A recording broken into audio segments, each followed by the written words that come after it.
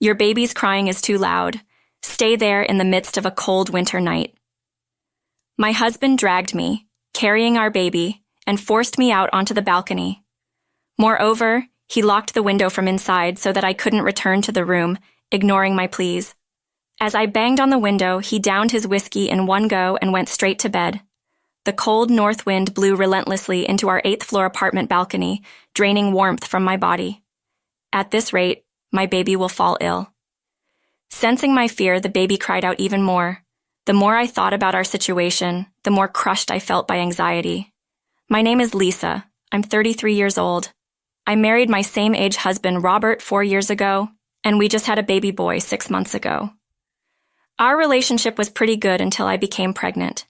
From about the 5th month of my pregnancy, his attitude toward me suddenly became cold. Lately, we had constant arguments, and he verbally abused me whenever he had the chance. Today, too, when he returned home, he yelled at me for lying down exhausted from childcare. It's your duty as a wife to stay awake until I get home. Remember that I'm the one providing for you. You can't even earn a dime. But it's past 2 a.m. I can't stay awake that late, I retorted. I couldn't endure his words anymore. But when I retaliated, our 6-month-old baby started crying. It wouldn't stop, no matter how much I tried to soothe him. Stay there because it's too loud. Suddenly, Robert shoved me, carrying the baby, onto the balcony and locked the door. No matter how much I banged on the window, he wouldn't come back from the bedroom. What's worse, I only had my pajamas on, in a cardigan. I didn't even have my phone to call for help, and we were on the 8th floor of our apartment building. It was impossible to get down by myself. The baby was crying even more.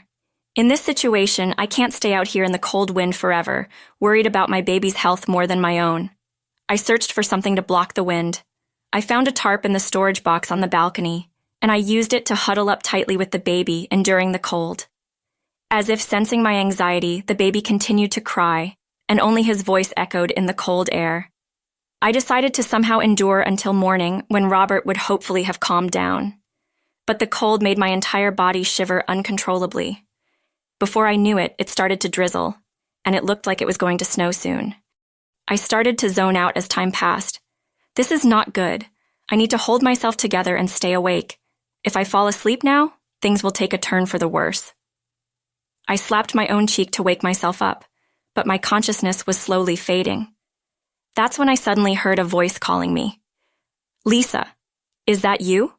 What are you doing out here at this hour?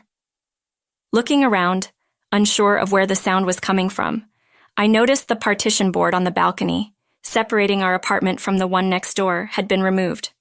Through the gap appeared our neighbor, Miss Miller, looking concerned. This board has been damaged and cracked from a hurricane once and hadn't been repaired since. I had a fight with my husband, and he kicked me out.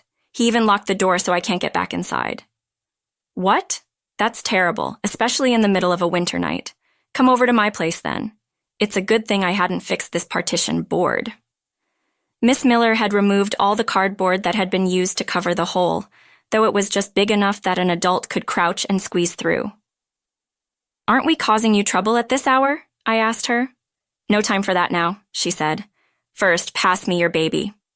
I trusted her with my baby, who she kindly offered to take, and accepted her invitation into her home. Once inside, she gently wrapped the baby in a warm, soft blanket.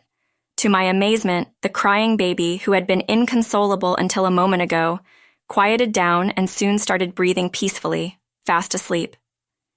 It must be warm and cozy now, Lisa. Don't hesitate and get warm under the heated blanket, she said. Oh, thank you. I'm sorry for the inconvenience at this late hour, I replied.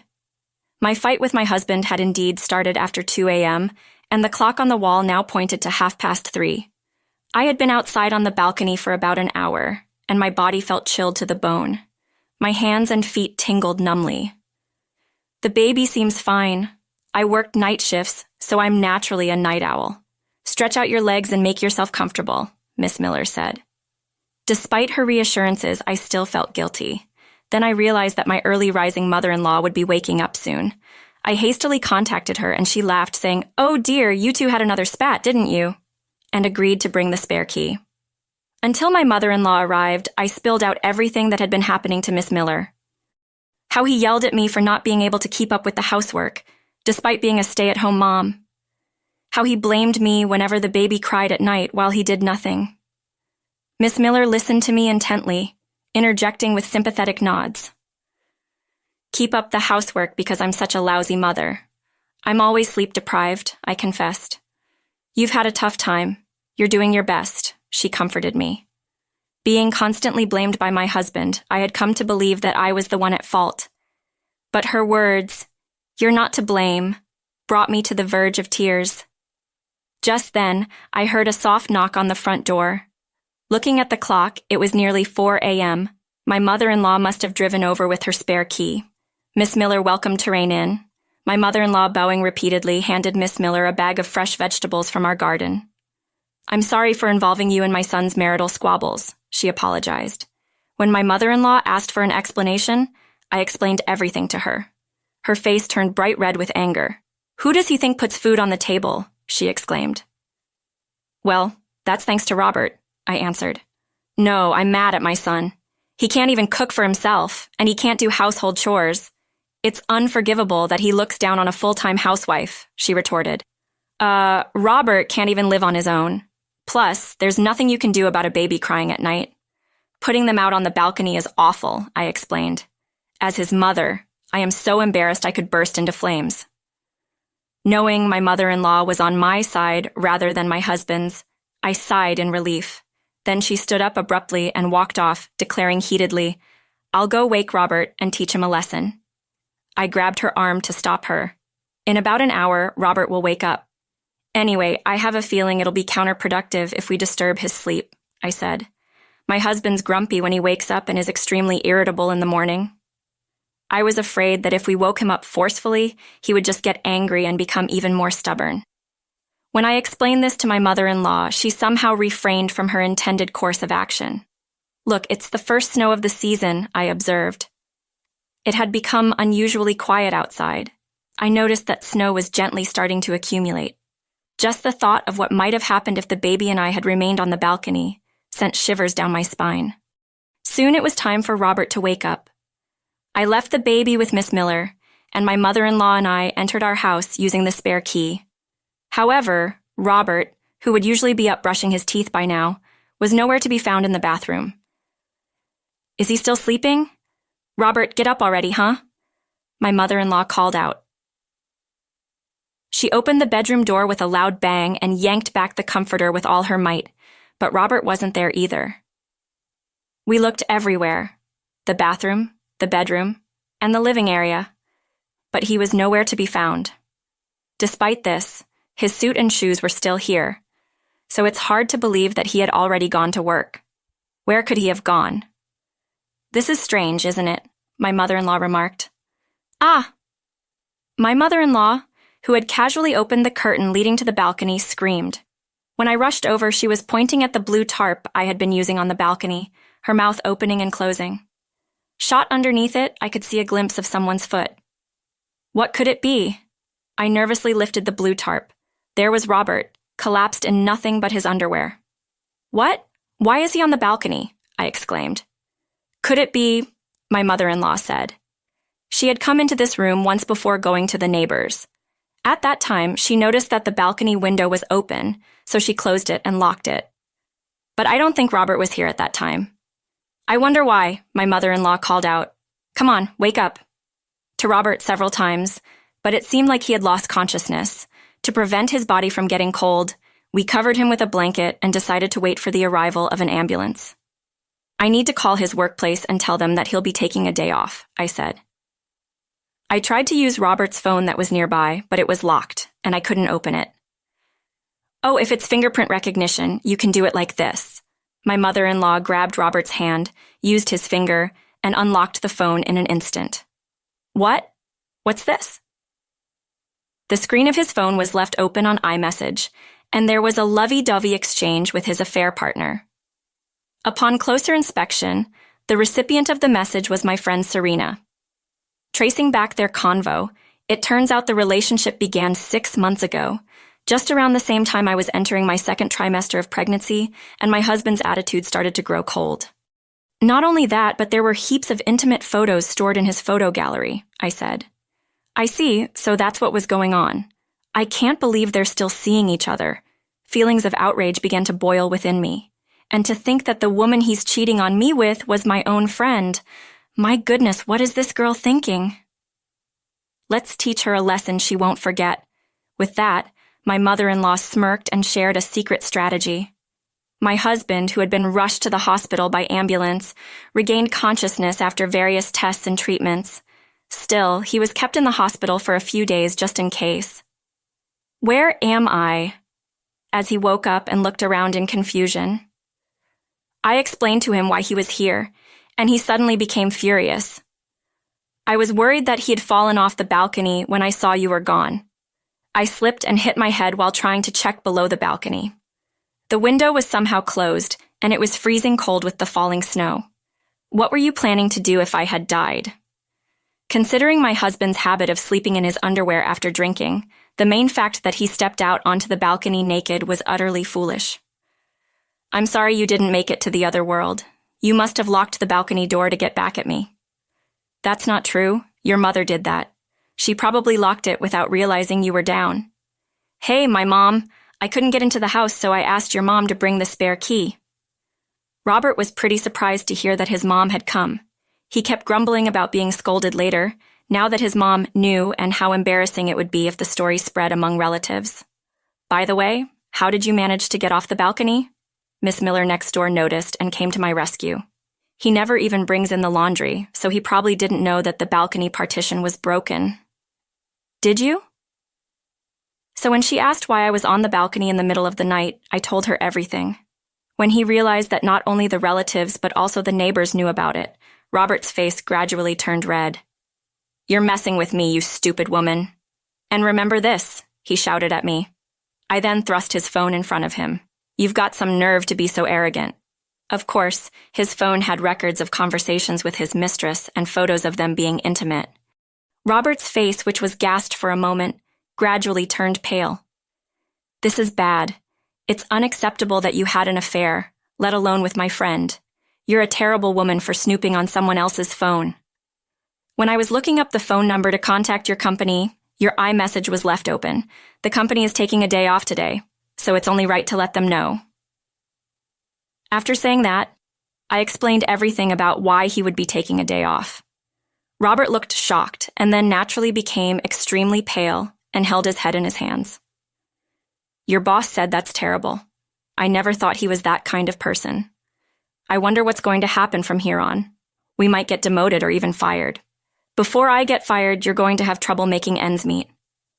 My husband, as usual, lashed out at me with his arrogant attitude. He talked as if everything was my fault. For so long, this attitude made me feel like I was the one to blame, but not anymore. It doesn't matter to me. I despise men who cheat. And above all, I can't deal with someone who puts our children in danger. Let's divorce cleanly and conclusively. No way. You're joking. You just have to listen to me, he bellowed, assuming that his aggressive behavior would keep me submissive.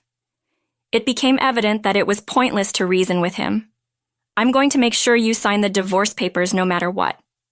I also informed him that I had already contacted the husband of his mistress, who was understandably furious and on his way to the hospital, and that he'd mentioned his black belt in karate and his intention to seek more than just compensation.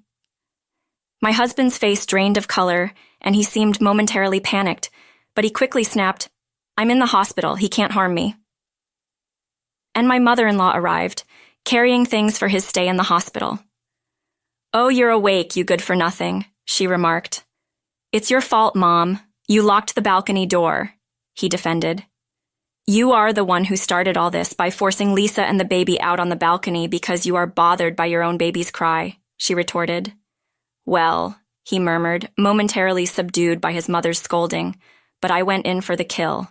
That's why I'm going to the police to report this. What? Why? You put me and our child in danger. Of course I'm going to report you.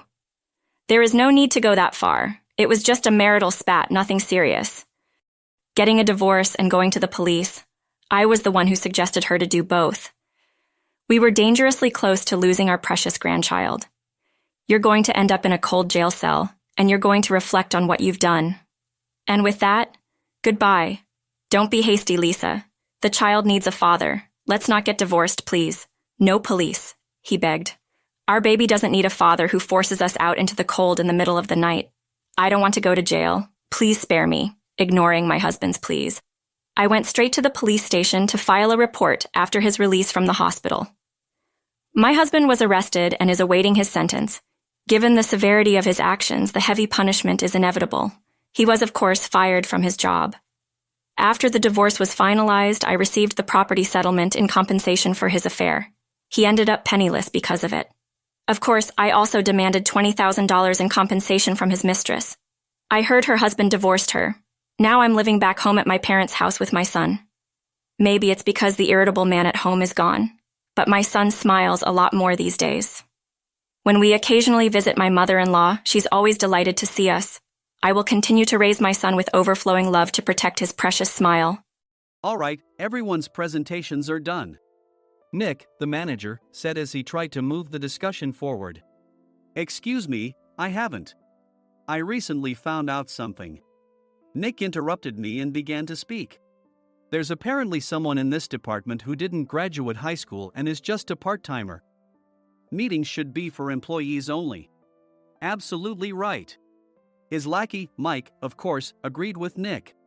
I'm leaving. After leaving the meeting room, I started to shut down my computer. I noticed that an email had arrived, not in my personal inbox, but in the company's shared email. Thinking, there's no point in speaking up, no one will listen, I went home quietly. The next day, I heard a commotion from Nick's desk. He was staring at his computer screen, his face pale. Nick, is something wrong? Mike looked at the screen with him. And he turned even paler than Nick. Why is he so angry? Knowing the reason for Mike's distress, I thought to myself, serves them right. My name is Adam. My mother passed away when I was in the 9th grade, and I was raised by my father. Well, you could hardly call it being raised. After my mother passed, my father changed. He drowned his sorrows in alcohol, and though he still went to work, he squandered our living expenses on horse racing. Because of that, I had to start working part-time as soon as I entered high school. Every month, I went to the convenience store with bills in hand that couldn't be auto-deducted from my father's account. Even though I endured it because I didn't want to be alone, I reached my limit in my second year of high school and dropped out. I found a live-in job at a distant inn. Thank you for everything. The day I left home, my father, still staring at the TV, spoke. Take care. That was our last conversation. Back then, 18 wasn't the age of majority, so I needed my father's permission to work, and I couldn't hide my place of employment. Yet, my father never visited me even once. I kept working just to survive, and before I knew it, I was 42. Years of hard work paid off, and I was transferred to the headquarters. I was thrilled to be recognized by the company, as I thought I'd be working in the field until retirement due to my lack of formal education. Listen up. Our work can change the future of our employees. Don't drag us down. On my first day after the transfer, Nick, dressed in an expensive suit, spoke sternly. There was a reason for this. Our inn was located in a prominent tourist destination, known so well that everyone in the state could sing its commercial jingle. At its peak, we had 5 locations within the state. But that was long ago. Due to financial difficulties and aging facilities, only the place where I had worked for many years and the original establishment remained.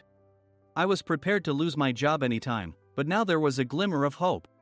With the rise of social media, the tourist area where the inn was located started gaining attention again. Depending on how hard the sales department, where I was transferred, worked, we could either thrive or be forced to give up this prime location to the new hotel chains continuously popping up. For Nick, who had switched careers from another industry to strengthen our sales, this was a battle he couldn't afford to lose. I understood why he had to be strict. I will do my best. Nick sneered at my enthusiastic declaration. Did you not hear what I said? I'm sorry. I thought I was listening carefully. Out of habit from years of customer service, I apologized reflexively, though I had no idea what had offended him. Someone was watching me with a smirk. In this department, there are those who are expected to excel and those who have been shoved here because they have nowhere else to go. You are the latter. It was Mike, the section chief. He's 7 years younger, at 35. But he was called to headquarters much earlier than I was and had been moving around within the headquarters ever since. I'm not jealous, but I can't accept that he's my boss. Graduating from a prestigious university, he has an unusually high pride and caused many problems as a newbie, making things very difficult for me when I was the front desk leader. When I found out Mike was transferred to the sales department a month before me, I was disheartened. Mike is right. With just a middle school diploma, there's not much you can do. Don't even think about achieving results. As if I didn't exist, Nick remarked, "I'm thirsty." Mike eagerly ran to the coffee maker. It seems Mike is Nick's lackey. I regretted being happy about my transfer to headquarters, wishing I had stayed on site forever. Send a direct mail to every company on this list by the end of the day. Nick only assigned me tasks that even a new graduate could handle. What? There are over 1,000 companies. You want me to send to all of them by today? Yes, if you and your fellow misfits split the work, even those with nowhere else to go should finish by today. I glanced at the employees typing away expressionlessly. They were worn out from customer service, only thinking about leaving on time, or were women reassigned after having children, with zero motivation for work. Even Sam, a new graduate from the same university as Mike, who was supposed to be among the expected achievers, had no enthusiasm for the job, having joined the company wanting to do customer service. I don't care what they say, I plan to quit any time, he said. Only Nick and Mike were highly motivated, making all the decisions between the two of them. I originally only wanted to work at the inn to survive and had no particular attachment to this job. I swallowed my words, thinking I had no right to reprimand them. About a month after the transfer, Nick told us with a frustrated look. To commemorate the 50th anniversary, we've decided to create a plan exclusive for one group per day. Originally, Mike and I were supposed to come up with it, but our president, Mr. Thompson, insists on hearing everyone's opinions. So, you all get a chance. As Nick explained, Mike began handing out prints. Make sure not to embarrass Nick. If your ideas are half-baked, you'll have to redo them. It seemed that they had printed his handwritten notes by Mr. Thompson, which included several questions and a section for free responses. It made sense why Nick had to seek our input, given that all responses had to be submitted to Mr. Thompson. We were given a week to think about it, and a meeting was scheduled to compile our ideas. My plan is to let guests enjoy both the old and modern America. Nick began the presentations. Guests would watch a master confectioner at a nearby traditional sweet shop make sweets in front of them. The welcome drink would be premium tea in a bottle. Nick's plan was certainly attractive. After his presentation, Nick called on us to present in the order we were seated. Just as I stood up for my turn. All right, everyone's presentations are done. Excuse me, I haven't. I recently found out something. Nick interrupted me. There's someone in this department who didn't graduate high school and is just a part-timer. He was likely talking about me. I joined the company as a part-timer and was made a full-time employee when I turned 20. That was 20 years ago, so Nick and Mike probably had no chance to know until recently. Meetings should be for employees only. Absolutely right. After that, Nick kept creating opportunities to solicit everyone's opinions, purposefully excluding me from speaking. The meeting unexpectedly heated up and went past the scheduled end time. A few people asked to leave, and the discussion continued with the remaining few. Still here? Normally, you'd leave in that situation. Though I had no attachment to the job initially, hearing kind words from customers made me want to make them happier. For someone like me, with nowhere to go, the inn was my home and customer service was my life. I felt pathetic about my current self. I'm leaving. I left the conference room and started shutting down my computer. I noticed an email had arrived, not in my personal inbox, but in the company's shared email. Thinking no one would listen to what I had to say anyway, I quietly went home. The next day, while preparing the DM as instructed, I heard a commotion from Nick's desk. In his haste to stand up, he hit his knee on the desk. He stared at his computer screen, his face pale. Nick! What's wrong? Mike, thinking he should be the first to rush over, approached Nick while still wearing his coat. He peered at the screen with Nick. And he turned even paler than Nick. Why is he so angry? Who is responsible for this company? Nick, more irritated than ever, asked, and Mike answered without checking. Probably Sam. Sam wasn't there because he was attending a morning training session for new hires. Nick gave up on getting angry and returned his gaze to the screen. They were looking at an email that arrived right after the end of the working day yesterday. Apparently, no one, including me, had checked it before leaving. The email was from a large company that used us for their annual employee trips. The president and executives of that company also frequently used our services personally. President of the company, Mr. Mason himself, had declared that neither he nor his company would ever use our services again. Well, some companies cancel their employee trips or stop using our services due to financial struggles. Let's just move on. Mike kept wiping the sweat from his forehead with a handkerchief. Knowing why Mike was so agitated, I quietly watched their interaction. Do you know how much revenue we get from that company? We can find other guests to fill the rooms, but we'll lose the banquet costs, gift shop revenue, rental car fees, and more. Moreover, the gifts were supposed to be prepared by the traditional confectionery shop involved in Nick's proposed plan. If it's known that we incurred such a huge loss at this critical time, Nick's position in the company would be jeopardized. Nick took a deep breath, seemingly trying to calm himself. All right, Mike. Go to New York right now and apologize to Mr. Mason. What? You're coming with me, right? I have urgent work to do. I trust you, which is why I'm entrusting this to you. Please. Mike, believing Nick's sincerity, agreed with a determined look on his face, saying, yes. That's Nick for you. Even if Mike went to apologize, Nick would shift all the blame onto him if the client didn't change their mind. Well, it was Mike's fault to begin with, so it served him right. About 3 hours later, Sam answered a call from somewhere and repeatedly apologized, saying, I'm very sorry. Everyone watched to see what was happening. After ending the call, he informed Nick with a weary tone. When Mike arrived at the client's company, he only made things worse, further infuriating Mr. Mason. He was demanding, get his boss here immediately. It was no wonder Sam was exhausted, dealing with such a call right after returning from training. What is that idiot doing? All right, Adam, you're coming with me. If sacrificing Mike didn't work, then I must be next.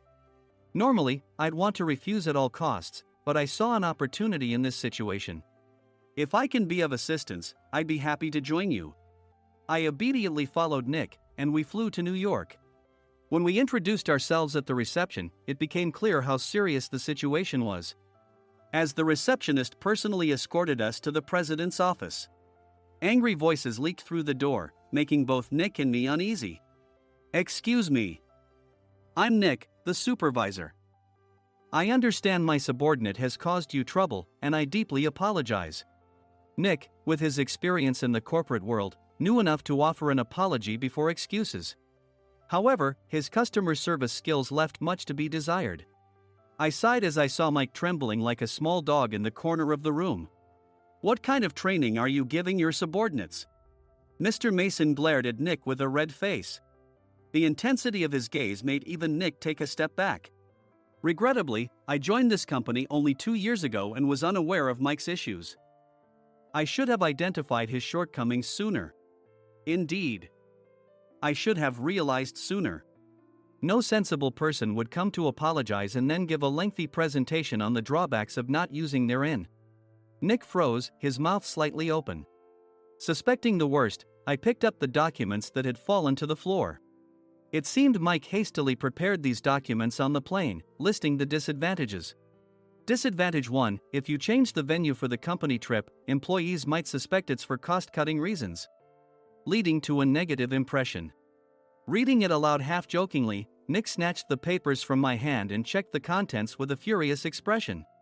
Among the stack of documents was a receipt from a nearby convenience store's copy machine. I felt a pang of dread, hoping he hadn't shown the receipt as well. What do you think he said when I asked what kind of nerve he had to do this? I'm very sorry.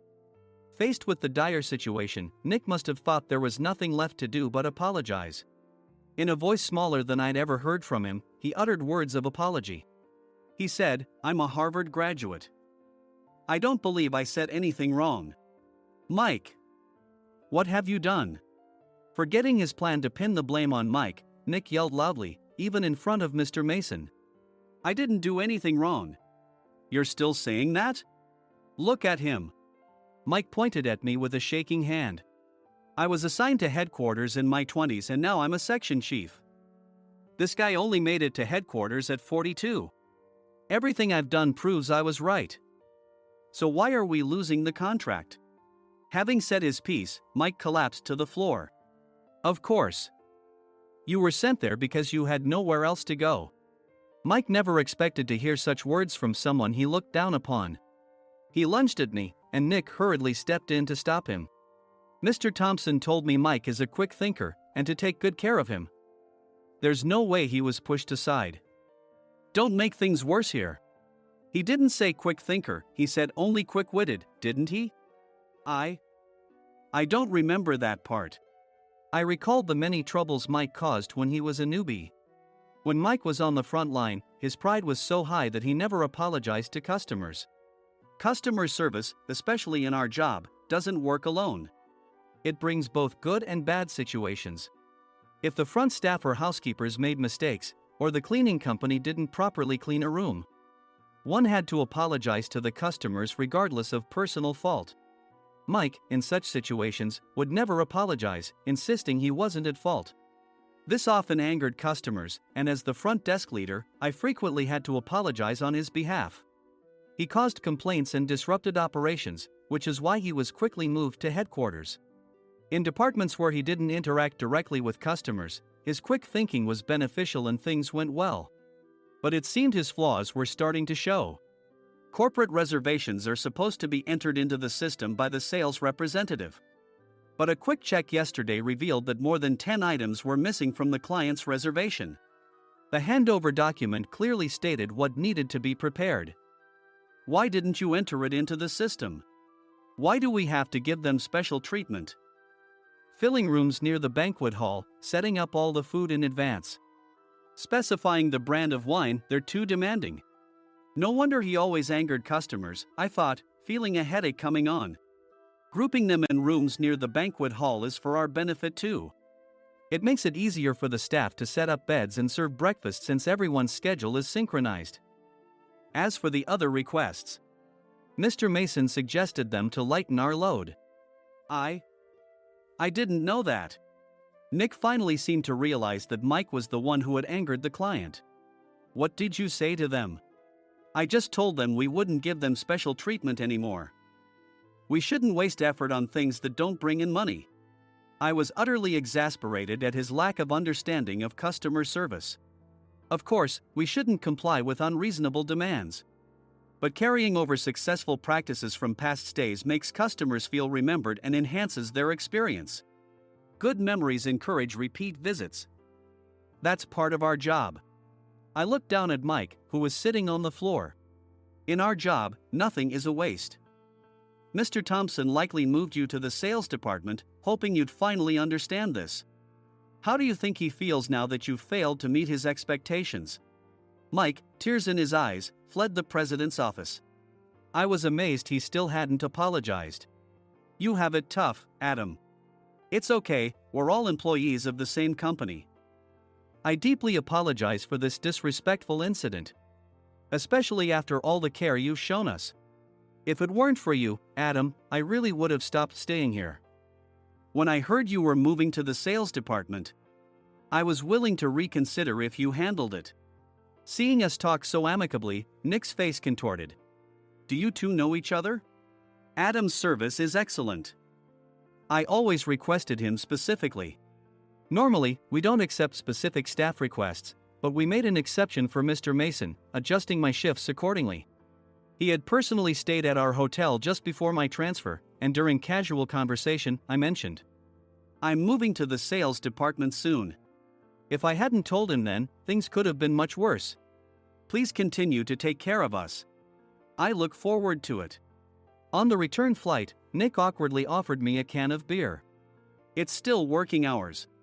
Of course, I had no intention of forgiving him for a single beer. Nick might try to pin everything on Mike and avoid any consequences. While pondering this, a startling fact came to light. Nick, the tea bottles for the plan have arrived.